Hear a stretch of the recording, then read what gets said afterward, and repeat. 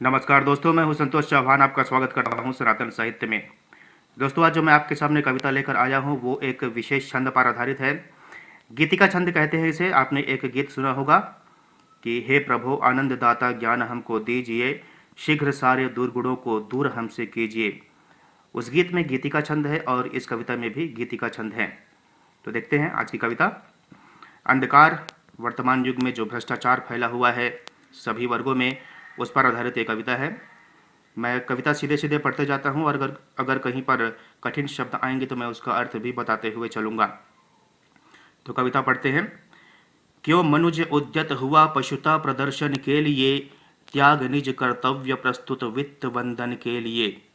वित्त वंदन अर्थात पैसे की गुलामी या फिर पैसे की ही प्रशंसा में, उसी की पूजा अर्चना में लगा हुआ है आजकल का व्यक्ति।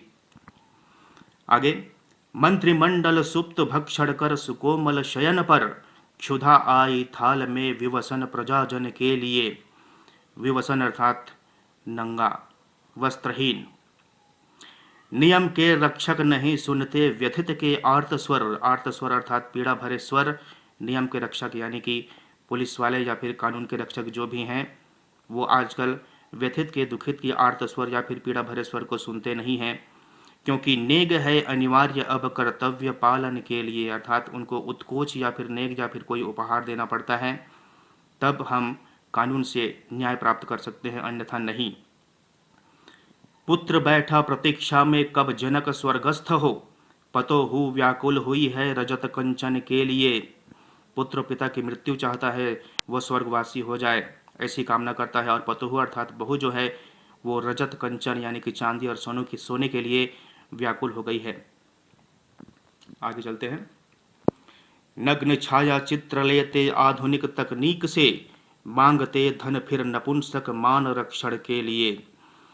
आजकल जो ब्लैकमेलिंग होता है, तस्वीरें खींच करके फिर ब्लैकमेल करते हैं, पैसा मांगा जाता है, उसे मैंने इन लाइनों में व्यक्त किया है। और ऐसे लोगों को मैंने नपुंसक कहा है, अर्थात ये लोग अपने दम पर, अपनी बुद्धि के द्वारा या फिर अपने शारीरिक श्रम के द्वारा धन नहीं कमा सकते, इसलिए इस तरह के नपुंसकता से भरे कार्य करते हैं। आगे, हस्त में हथियार लेकर लूट लेते पथों पर, प्रणाली कैसी हुई उद्भूत अर्जन के लिए। ये अद्भुत प्रणाली जो है उद्भूत हुई है कमाने के लिए, कि वे रास्ते पर चल रहे लोगों को लूटते हैं, पथों पर हाथ में हथियार लेकर के दूसरों को लूटा जाता है। नव युवक होते नियोजित और ताले तोड़ते, चुराते वस्तुएं पर की निज निकेतन के लिए।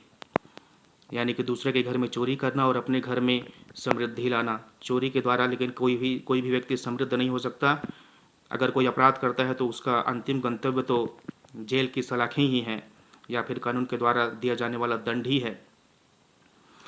लाभ के सम्मुख हुआ जो प्रबल प्रतियोगी बना, त्वरित निर्धारित हुआ नरकंठ मर्दन के लिए। अर्थात व्यक्ति रूपी कांटा मर्दन के लिए, यानी कि रास्ते से हटाने के लिए, मार डालने के लिए निर्धारित हो जाता है।